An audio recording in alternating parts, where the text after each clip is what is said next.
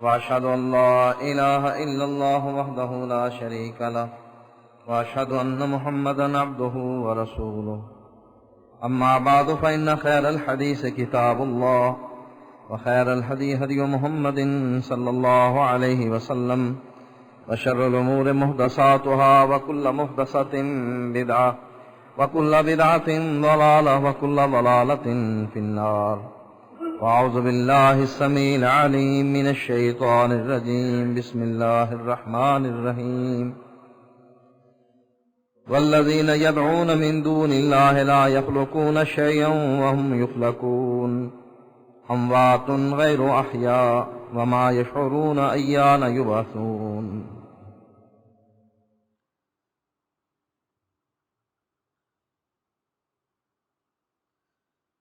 آج کے خطبہ جمعہ کے دو موضوع ہیں.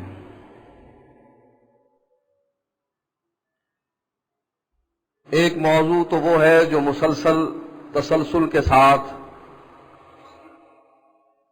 چلا آ رہا ہے کہ جس میں اس بات کا تذکرہ ہے کہ لوگوں کے غوث اعظم،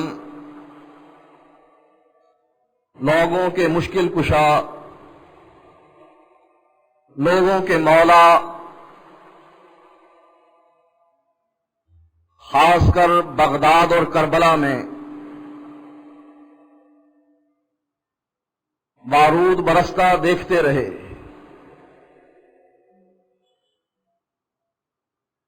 میزائلوں سے وہاں کے باسی زخمی اور قتل ہوتے رہے. ماؤں کی گودیں اجڑتی رہیں، باپوں کے سہارے چھنتے رہے، بہنوں سے بھائی جدا ہوتے رہے، کلمہ گو لوگوں کی املاک تباہ ہوتی رہی، لیکن کوئی غوث اعظم ان کو بچانے کے لیے نہ آیا. ان کو کیا بچائیں؟ ان کے اپنے دربار کی کھڑکیاں ٹوٹ گئیں. لوگوں کے مولا یہ آگ اور خون کا دریا بہتے ہوئے دیکھتے رہے. ہمارا مولا تو وہ ہے جس کا تعارف خود حضرت عمر رضی اللہ تعالی عنہ نے نبی اکرم صلی اللہ علیہ وآلہ وسلم کی تعلیمات کی روشنی میں بتلایا. ابو سفیان جو اس وقت مسلمان نہ ہوئے تھے کہنے لگے لنا عزا ولا عزا لکم. حضرت عمر خاموش ہوئے. اللہ کے نبی نے ان کو جواب بتلایا، اے عمر ان کو جواب دو. کہا وہ جواب کیا ہے؟ کہا وہ جواب یہ ہے، ان کو کہو اللہ مولانا ولا مولا لکم. اللہ ہمارا مولا ہے، تمہارا کوئی مولا نہیں ہے. اسی لیے ہم یہ کہتے ہیں کہ لوگوں کے مولا آگ اور خون کا دریا بہتے ہوئے دیکھتے رہے، لاشیں گرتے رہے، اعضاء کٹتے رہے، زخمیوں سے ہسپتال بھرتے رہے، لیکن کوئی مولا ان کو بچانے کے لیے نہ آیا. جس کا تذکرہ رب قرآن میں اس طریقے سے کرتا ہے، ذالک بأن اللہ هو الحق وأن ما يدعون من دونه هو الباطل. حقیقی اور سچی بات یہ ہے بأن اللہ هو الحق کہ اللہ تعالی حقیقی مولا ہے، کارساز ہے، مشکل کشا ہے، حاجت روا ہے، فریاد رس ہے، مصیبتوں میں کام آنے والا ہے، بگڑی بنانے والا ہے. ذالک بأن اللہ هو الحق. حقیقی بات یہ ہے، سچی بات یہ ہے کہ وہ اکیلا ہی حق ہے. وَأَنَّ مَا يَدْعُونَ مِن دُونِهِ هُوَ الْبَاطِلُ. اور اس کے علاوہ یہ جس کو بھی پکاریں، چاہے وہ خواجہ خضر ہوں، چاہے وہ عبد القادر جیلانی ہوں، چاہے وہ علی حجویری ہوں، چاہے علی ابن ابی طالب ہوں، چاہے خود محمد الرسول اللہ ہوں، اللہ کے علاوہ یہ جن کو پکارتے ہیں وہ الباطل، وہ باطل ہے، کچھ نہیں کر سکتے۔ اور خطبہ جمعہ کا دوسرا موضوع یہ ہے کہ ہمارے ایک نمازی نے یہاں سے ایک رکعہ بھیجا، وقت کی قلت کی وجہ سے میں 3 رکعوں کا جواب نہ دے سکا، اور آپ لوگ بھی اس کا دھیان رکھا کریں کہ خطبہ جمعہ سے پہلے جس نے کوئی سوال پوچھنا ہو وہ پہلے خطبہ جمعہ کے شروع ہونے سے پہلے منبر پر پہنچا دے تاکہ اس وقت کے مطابق خطبہ جمعہ میں کمی کی جا سکے۔ ان میں سے ایک رکعہ یہ تھا جس کا لب و لباب وہ یوں بیان کرتا ہے کہ اللہ کے نبی تو جو چاہیں کر لیں، اور دلیل ایک ایسی روایت دی جس میں اس بات کا تذکرہ تھا کہ ایک صحابی کو اللہ کے نبی نے نماز کی حفاظت کا حکم دیا۔ اس روایت کے الفاظ یوں بیان کیے گئے کہ اس صحابی نے جواباً کہا، اللہ کے نبی میں ان نمازوں کے اوقات میں بڑا مشغول ہوتا ہوں، یعنی میں نمازوں کی حفاظت نہیں کر سکتا۔ تو اللہ کے نبی نے کہا چلو عصرین کی حفاظت کر لیا کرو، اور عصرین سے مراد ظہر اور عصر کی نماز ہے۔ یہ رکعہ بھیجنے والے نے اس سے استدلال یہ کیا کہ اللہ کے نبی جب 5 نمازوں میں سے 3 نمازیں معاف کروا سکتے ہیں تو وہ تو سب کچھ کر سکتے ہیں، جب یہ کر سکتے ہیں تو وہ کچھ کیوں نہیں کر سکتے؟ نمازی اگر شہر سے دور ہے، جنگل میں ہے، اس کا تذکرہ رب بھی کرتا ہے کہ میرے اس بندے کو دیکھو، وہ پہاڑ میں، جنگل میں، ایسے علاقے میں جہاں آبادی نہیں ہے، اپنے ریوڑ کو لے کر چلا رہا ہے۔ نماز کا وقت آتا ہے، اذان دیتا ہے، تکبیر کہتا ہے، اس کو میرے علاوہ دیکھنے والا کوئی نہیں ہے، وہ مجھ سے ڈرتے ہوئے اس جنگل میں بھی میرا ذکر کرتا ہے، عبادت کرتا ہے۔ جو تو دور ہو، شہر سے، آبادی سے دور ہو، مسجد کے قریب نہ ہو، اگر وہ مسجد میں نہ آ سکے، اذان کی آواز اس کو سنائی نہ دے تو اس پر کوئی گناہ نہیں۔ اس سے یہ استدلال کرنا کہ اللہ کے نبی نے اس کو 3 نمازیں معاف کر دی تھی، اور چونکہ وہ 3 نمازیں معاف کروا سکتے تھے اس لیے وہ بہت کچھ کر سکتے تھے، یہ استدلال کرنا عبث۔ پہلے ہم اس موضوع کی طرف آتے ہیں جو تسلسل سے چلا آ رہا ہے۔ قرآن مجید میں اللہ تعالی نے خاص کر اس پکارنے کے موضوع کو بار بار بیان کر کے انسانوں کے عقیدے کو دھو ڈالا ہے۔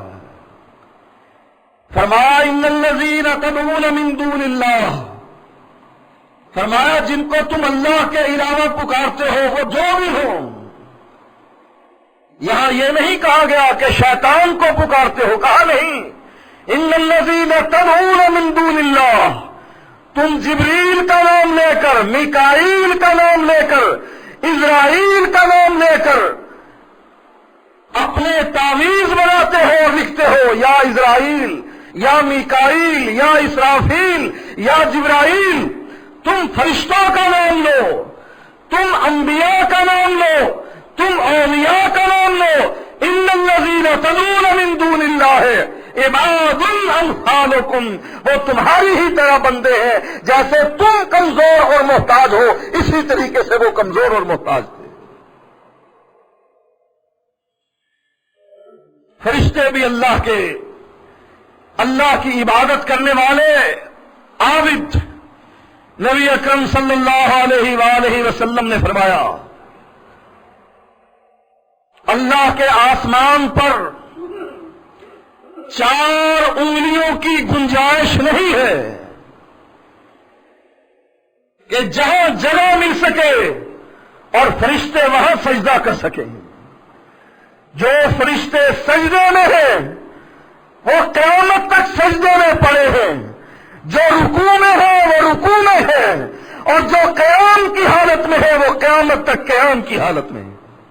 عباد امثالکم، وہ بھی محتاج، وہ بھی کمزور. لا یعصون اللہ ما امرہم ویفعلون ما یؤمرون. رب جس کام کا ان کو حکم دیتا ہے وہ وہی کرتے ہیں. ان میں انبیاء بھی ہیں، صحابہ بھی ہیں، اولیاء بھی ہیں، خواجہ خضر بھی ہیں، علی حجویری بھی ہیں، امام بری بھی ہے، شاہ غازی بھی ہے. ان الذین تدعون من دون اللہ، جن جن کو تم اللہ کے علاوہ پکارتے ہو، عباد امثالکم، وہ بھوکے مرتے تھے، پیٹ پر پتھر باندھتے تھے، وہ زخمی ہوتے تھے، ان کا سر درد کرتا تھا، وہ اولاد کے لیے رب سے مانگتے تھے، روزی رب سے طلب کرتے تھے. عباد امثالکم، جیسے تم محتاج ہو ویسے وہ محتاج.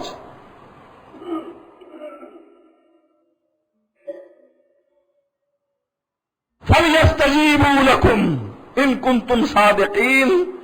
اور اگر تم یہ سمجھتے ہو مولا علی مشکل کشا ہے، اگر تم یہ سمجھتے ہو عبد القادر جیلانی غوث اعظم ہے، اگر تم یہ سمجھتے ہو علی حجویری داتا ہے، اللہ کہتا ہے فَلْيَسْتَجِيبُوا لَكُمْ، ان کو چاہیے وہ برستے ہوئے میزائلوں کا رخ اسرائیل کی طرف پھیر دیں.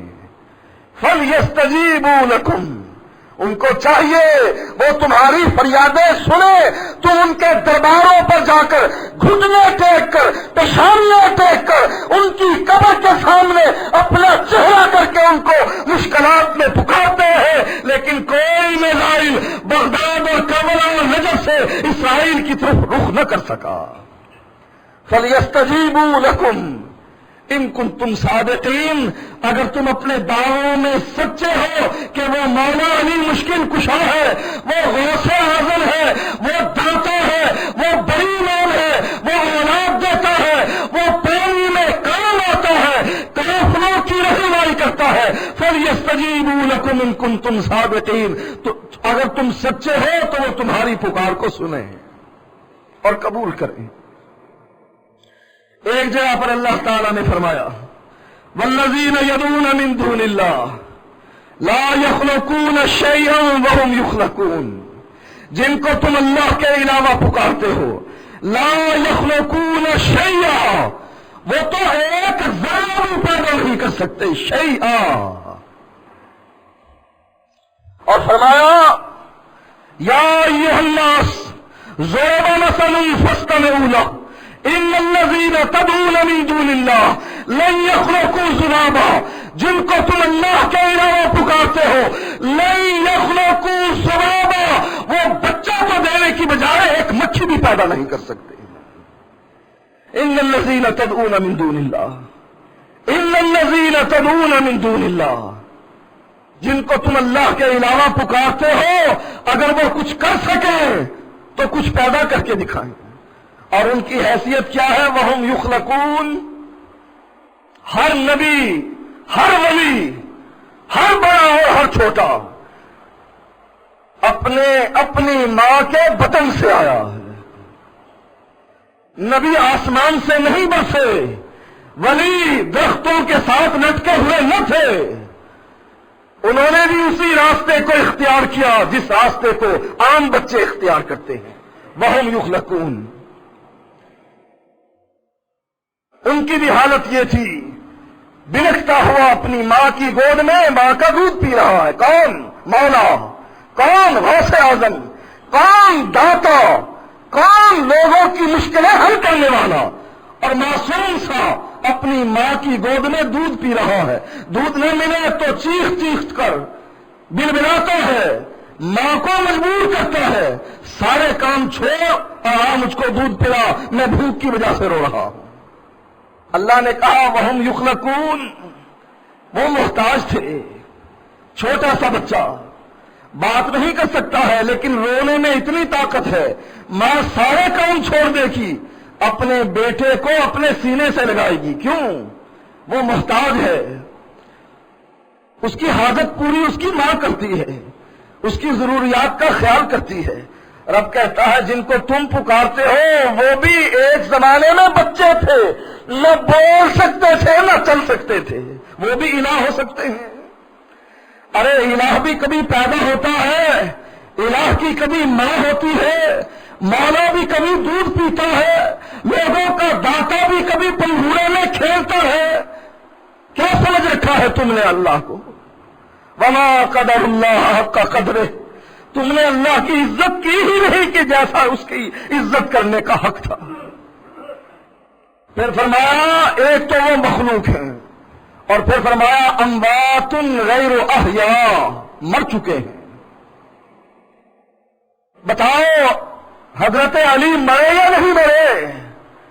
ارے مولا بھی کبھی مرتا ہے، وہ تو کہتا ہے وَتَوَكَّلْ عَلَى الْحَيِّ الَّذِي لَا يَمُوتُ، اور یہ قرآن کی آیات ہے کہ جن کی تردید ناممکن ہے، یہ رب کا کلام ہے. فرمایا وَتَوَكَّلْ عَلَى الْحَيِّ الَّذِي لَا يَمُوتُ، اگر تم نے توکل کرنا ہے اس حی اور قیوم پر توکل کر، لا یموت، جو مرتا نہیں ہے، لا تأخذہ سنۃ ولا نوم، جس کو نیند نہیں آتی، جس کو اونگ نہیں آتی.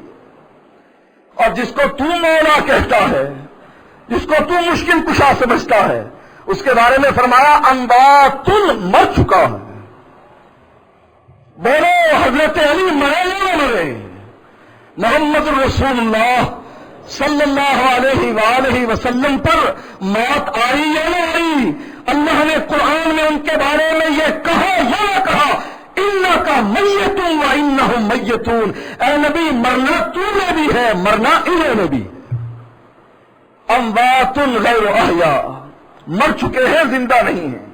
پھر فرمایا جو مر جائے وما یشعرون ایان یبعثون، جو مر جائے اس کو تو اپنے اٹھائے جانے کا بھی علم نہیں کہ رب کب اس کی قبر کو پھاڑ کر کہے گا چل میدان محشر کی طرف.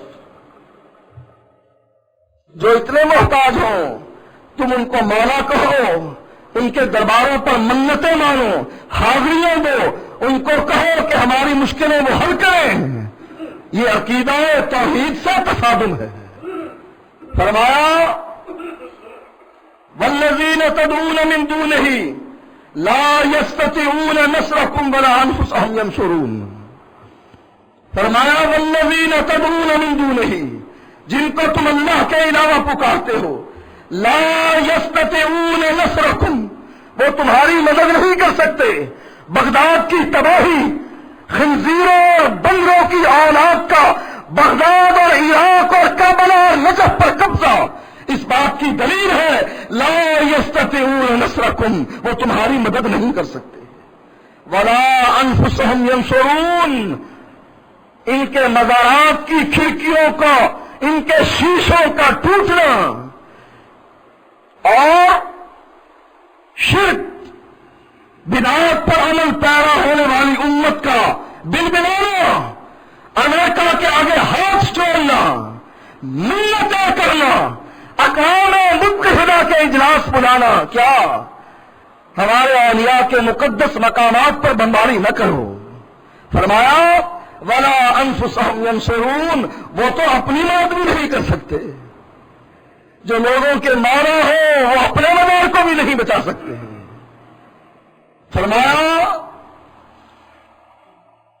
فما اغنت عنہم آلہتہم التی یدعون من دون اللہ من شیء لما جاء امر ربک. فرمایا فما اغنت عنہم آلہتہم التی یدعون من دون اللہ، ان کو کوئی فائدہ نہ پہنچایا. کنہوں نے؟ ان الہوں نے. آلہتہم التی یدعون من دون اللہ، ان الہوں نے، ان معبودوں نے، ان مشکل کشاہوں نے، ان مولا نے، ان غوث اعظموں نے، یدعون من دون اللہ، جن کو یہ اللہ کے علاوہ پکارتے تھے. کب؟ من شیء، ذرہ برابر کب فائدہ نہیں پہنچایا؟ لما جاء امر ربک، جب تیرے رب کے حکم سے خنزیروں اور بندروں کی اولاد بغداد پر چڑھ گئی، ان کے الہ ان کی کوئی مدد نہ کر سکے۔ یہ قرآن ہے یا زلیخا کے قصے ہیں؟ یہ قرآن ہے یا بزرگوں کی باتیں ہیں؟ قرآن دیکھیں کس طریقے سے عقیدے کی دھلائی کرتا ہے۔ فما اغنت عنہم آلہتہم التی یدعون من دون اللہ، وہ الہ جن کو یہ 1400 سال سے پکار کر کہہ رہے ہیں تو ہمارا مولا، تو غوث اعظم، تو دستگیر، تو داتا، تو مشکل کشا۔ اللہ کہتا ہے جب اللہ کے حکم سے دشمنوں کا لشکر اللہ کے عذاب کی صورت میں ان پر آ پڑا، ان کے الہ ان کی کوئی مدد نہ کر سکے۔ کیوں مدد نہ کر سکے؟ اس کی وجہ بھی اللہ بیان کرتا ہے۔ لہو دعوت الحق، لہو دعوت الحق، لہو دعوت الحق، پکار اسی کے لیے ہے، اس کے علاوہ پکارنے کے قابل کوئی نہیں۔ رات کی تاریکی میں پکارو، تیری ماں سوئی پڑی ہے، باپ سویا پڑا ہے، اولاد سوئی پڑی ہے، بیوی سو رہی ہے، لیکن رب پھر بھی جاگ رہا ہے۔ لہو دعوت الحق، اس وقت بھی تو رب کو پکار۔ امن یجیب المضطر اذا دعا، تو اسے پکار کر دیکھ، تیری بیماری کو دور نہ کر دے، تیری مشکل کو حل نہ کر دے تو اس کو الہ نہ کہنا۔ لقد سمع اللہ قول التی تجادلک فی زوجہا، یہ دلیل ہے اس بات کی کہ نبی مجبور ہے، کچھ نہیں کر سکا۔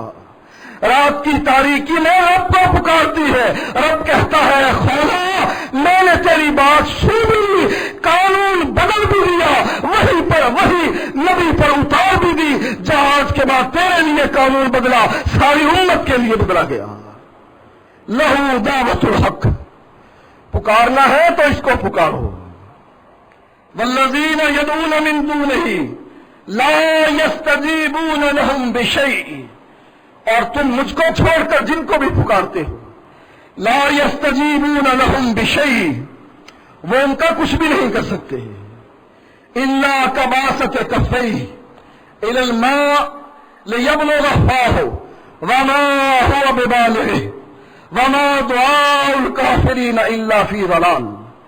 فرمایا اللہ کو چھوڑ کر تم غیر اللہ کو پکارتے ہو، تمہاری مثال پتہ ہے کیسی؟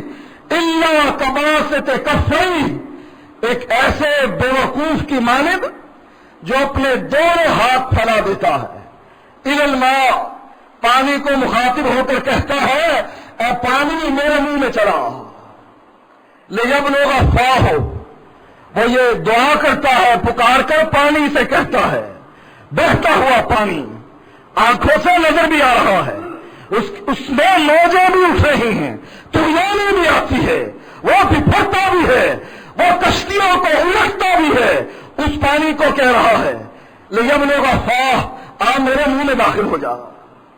اللہ نے یہ مثال کیوں بیان کی؟ جو پانی نظر بھی آ رہا ہے، چل بھی رہا ہے، بپھرتا بھی ہے، موجوں میں بھی تبدیل ہوتا ہے، کشتیوں کو بھی الٹتا ہے، آرام سے لے کر بھی چلتا ہے، اس میں اتنی طاقت نہیں کہ وہ چل کر تمہارے منہ میں آ جائے۔ اور جو نظر نہیں آ رہے، کہتے ہیں اولیاء کے مزاروں پر میزائل گرے ہیں تو ان کی توہین ہوگی، ان کی ہڈیاں بھی گل گئی۔ یہ زمین لوہوں کو بھی نہیں چھوڑتی، وہ تو گوشت پوست کے انسان تھے یا سٹینلیس اسٹیل کے مریض تھے تمہارے۔ یہ اولیاء جو مر گئے سٹینلیس اسٹیل کے تھے یا گوشت پوست کے تھے؟ اگر گوشت پوست کے تھے تو گئے، کیڑے کھا گئے۔ اللہ کہتا ہے مر گئے، امواتون مر گئے، نظر بھی نہیں آتے، ان کی ہڈیاں بھی گل گئیں، وہ نظر بھی نہیں آ رہے۔ جو موجوں میں بدلتا ہے، بپھرتا ہے، وہ منہ میں نہیں آ سکتا، یہ مردہ اٹھ کر تیری مدد کیسے کرے گا؟ وما دعاء الکافرین الا فی ضلال، جیسے پانی تیرے منہ میں نہیں آ سکتا، اسی طریقے سے کوئی مردہ تیری مدد نہیں کر سکتا۔ پھر فرمایا وَمَنْ أَضَلُّ مِمَّنْ يَدْعُو مِن دُونِ اللَّهِ مَن لَّا يَسْتَجِيبُ لَهُ إِلَىٰ يَوْمِ الْقِيَامَةِ وَهُمْ عَن دُعَائِهِمْ غَافِلُونَ۔ فرمایا وَمَنْ أَضَلُّ، اس سے بڑا گمراہ کون ہو سکتا؟ گمراہی کا ٹھپا لگایا، فرمایا وَمَنْ أَضَلُّ مِمَّن يَدْعُو مِن دُونِ اللَّهِ، اس سے بڑا گمراہ کون ہو سکتا ہے جو اللہ کے علاوہ اس کو پکارتا ہے جو کچھ نہیں کر سکتے، اور جو کچھ بھی نہیں کر سکتے بلکہ مَن لَّا يَسْتَجِيبُ لَهُ إِلَىٰ يَوْمِ الْقِيَامَةِ، اگر یہ اس کی قبر پر قیامت تک کھڑا رہے، اس کو پکارتا رہے، فرمایا مَن لَّا يَسْتَجِيبُ لَهُ إِلَىٰ يَوْمِ الْقِيَامَةِ، اگر یہ قیامت تک بھی پکارتا رہے تب بھی یہ مردے اس کی مدد نہ کر سکیں گے۔ وَهُمْ عَن دُعَائِهِمْ غَافِلُونَ، ایک وجہ مدد نہ کرنے کی یہ بھی ہے کہ ان کو سنتا ہی نہیں۔ تو کسی زندہ ولی کو قبر میں دفن کر، یہ تو مر گیا، اس کو چھوڑ۔ جو تیرے نزدیک پیٹنٹ ولی زندہ ہے اس کو اس قبر میں دفن کر، پھر اس کی قبر پر بڑے بڑے ہارن لگا، سپیکر لگا، اور پھر اس کو پکار اور اس کو باہر نکال کر پوچھ تجھے کچھ سنائی دیا ہے کہ نہیں؟ فرمایا وَهُمْ عَن دُعَائِهِمْ غَافِلُونَ، زندہ نہیں سنتا ہے، یہاں مردوں کو لوگ پکار رہے ہیں۔ آج کے خطبے کا دوسرا موضوع ہے حضرت عدی رضی اللہ تعالی عنہ۔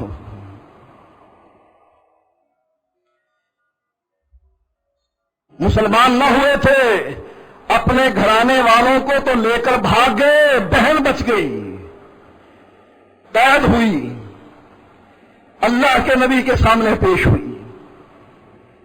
حاتم طائی سخی آدمی تھا، اس کی سخاوت کو دیکھتے ہوئے اور ایک عورت کو قیدی بنتے ہوئے اللہ کے نبی کو ترس آیا، فرمایا آزاد کر دو۔ صرف آزاد ہی نہ کرو، اے میرے صحابہ جاؤ اس کے بھائی کے سپرد کر کے آؤ، یہ اس کے خاندان کی عزت ہے۔ اور وہ اس کو چھوڑ کر اپنے بیوی بچوں کو لے بھاگا۔ قصہ مختصر، بہن پہنچی، کہا بھائی جا سبقت لے جا، اگر بادشاہ ہے تب بھی مقرب بن جا، اور اگر وہ نبی ہے تب بھی ان کے ساتھیوں میں شامل ہو جا، قبل اس کے کہ وہ تیرے اس علاقے میں آ کر تیرے علاقے پر قبضہ کرے اور تجھ کو غلام بنائے، تیری بیوی بچوں کو لونڈیاں بنائے، اس سے پہلے جا مدینے والے کے پاس، جا اس کی بیعت کرا۔ حضرت عدی آئے، اللہ کے نبی کو مسجد نبوی میں ملے۔ پہلے ذہن میں خیال تھا کہ اتنا اونچا اس کا محل ہوگا،